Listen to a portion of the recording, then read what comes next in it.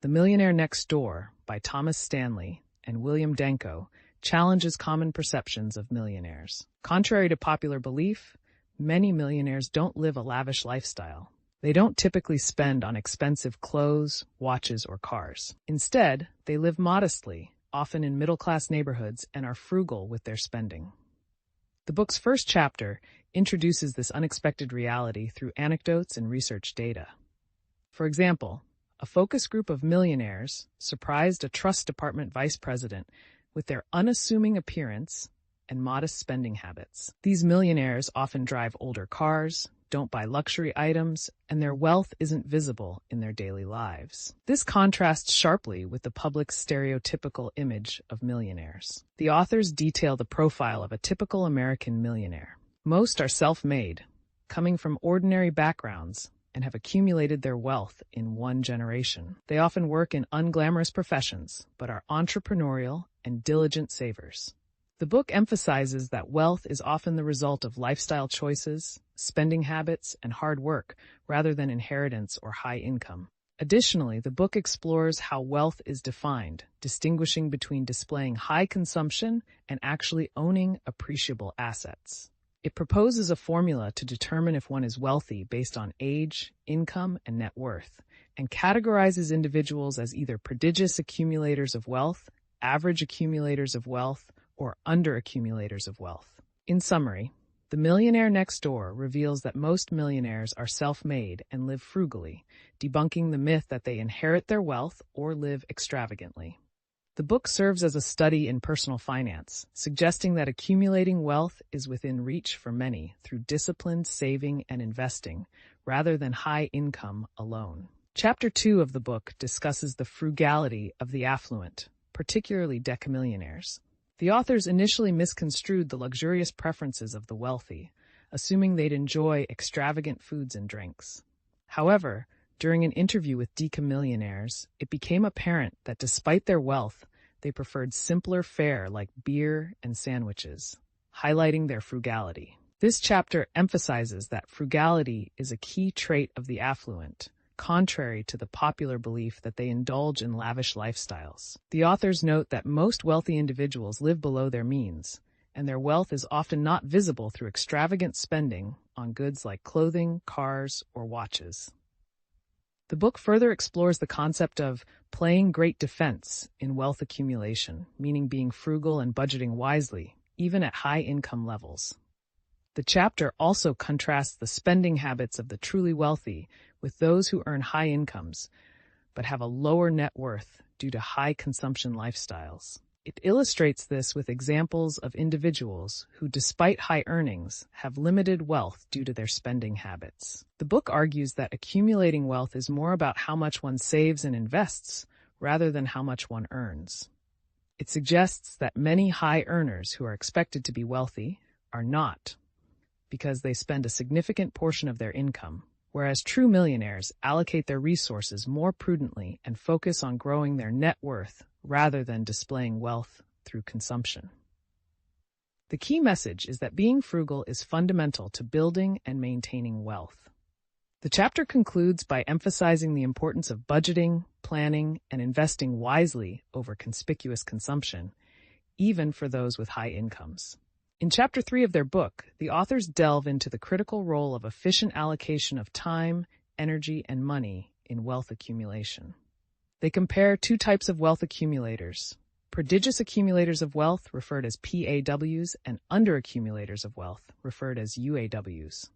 PAWs, in contrast to UAWs, spend significantly more time on financial planning and investment activities, leading to greater wealth accumulation. The chapter presents case studies of two doctors, Dr. South, a UAW, and Dr. North, a PAW, highlighting their differing approaches to spending, investment, and lifestyle choices despite having similar incomes.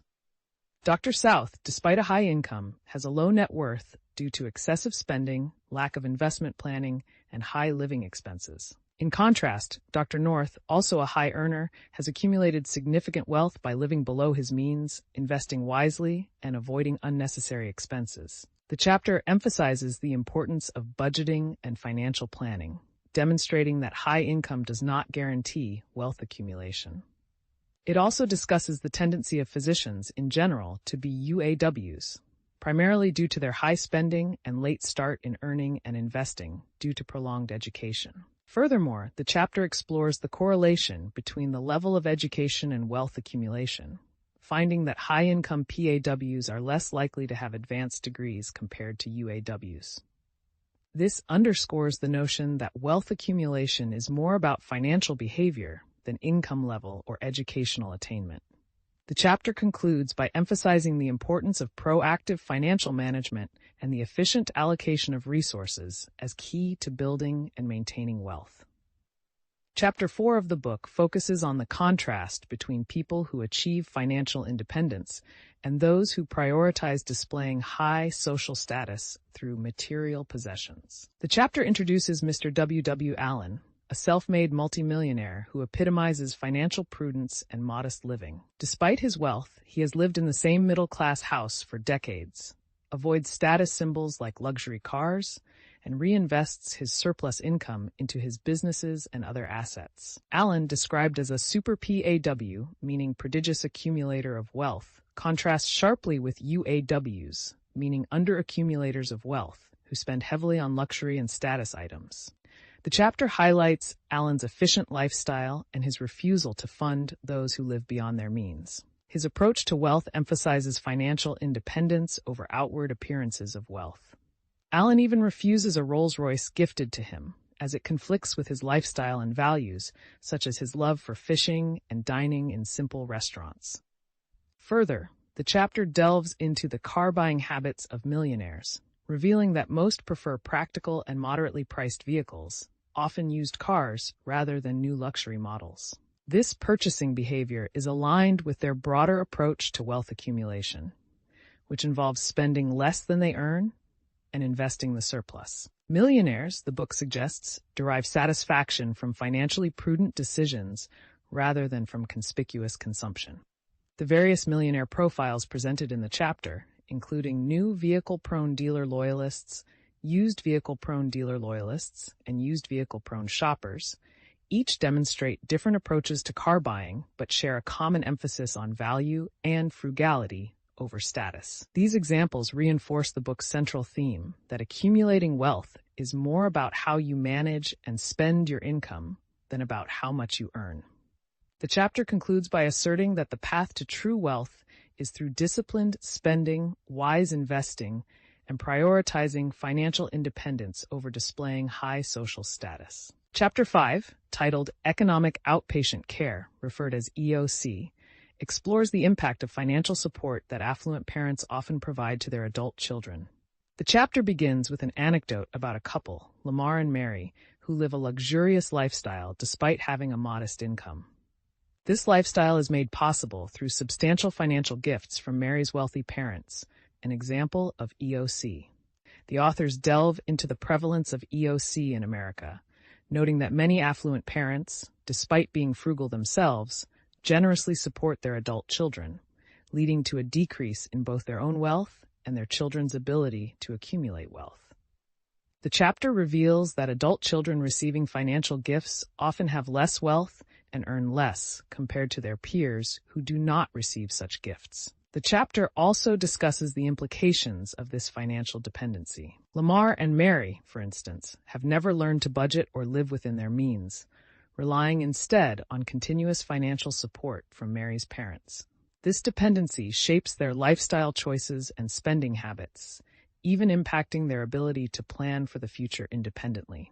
The authors contrast the outcomes of receiving EOC with those who do not receive such financial aid. Adults who receive financial gifts tend to be less productive and more inclined to maintain an unrealistic lifestyle.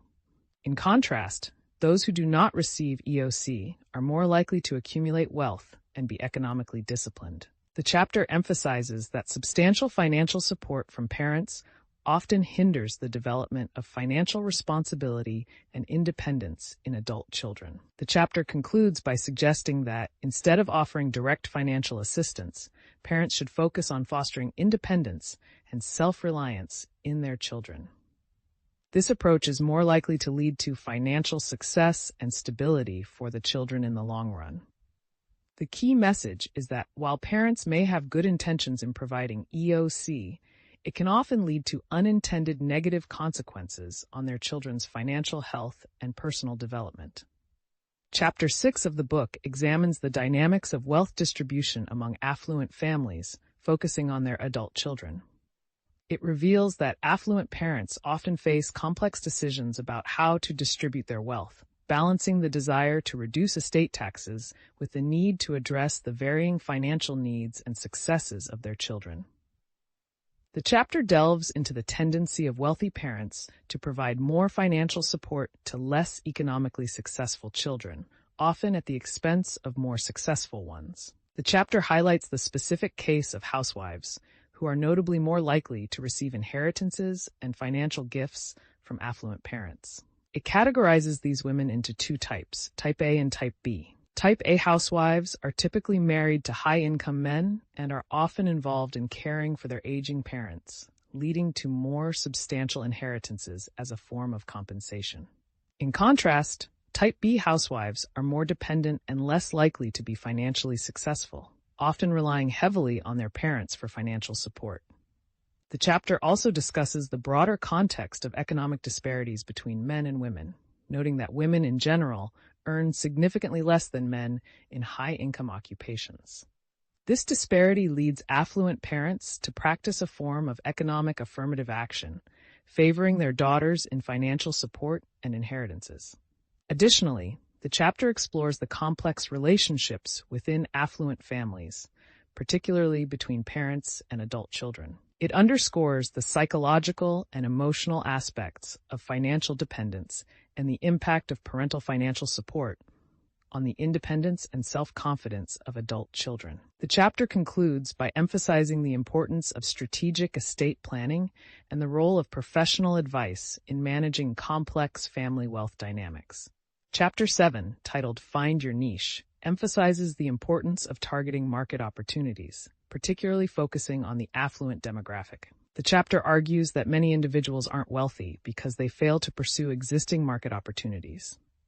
It highlights that the affluent, their children, and their widows or widowers are significant sources of business opportunities. Despite their frugality in some areas, affluent individuals are less price-sensitive when it comes to investment advice, legal services, medical care, educational products, and items for their children and grandchildren. The chapter points out the growing number of millionaire households in the United States, which are expected to hold a substantial portion of the country's wealth. This growth presents enormous opportunities for businesses and professionals who cater to the affluent. It also details the significant wealth transfer expected through inheritances and gifts, with large sums going to spouses and children of the affluent. Specifically, the chapter identifies several professions and businesses likely to benefit from serving the affluent.